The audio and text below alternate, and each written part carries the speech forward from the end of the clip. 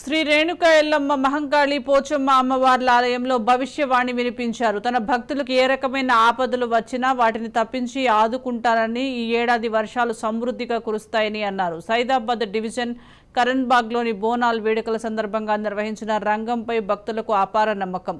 ఈ కార్యక్రమంలో ఆలయ అర్చకులు అనురాధ, మధుసూదన్, భక్తులు, కాలనీ వాసులు పాల్గొన్నారు.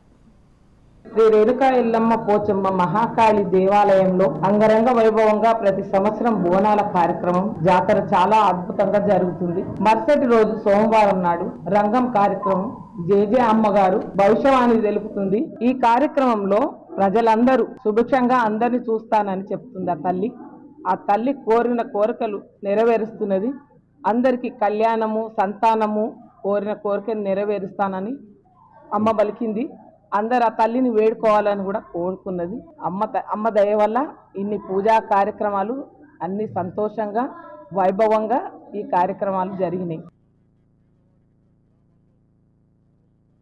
బోనాలు ఎంతో రంగరంగ వైభవంగా జరుగుతాయి. మల్తనాడు పొద్దుగాల సోమవారం నాడు రంగం కార్యక్రమం విజయవంతంగా జరుగుతుంది. ప్రతిసారి జేజే దేవునమ్మని నేనే చేయడం జరుగుతుంది.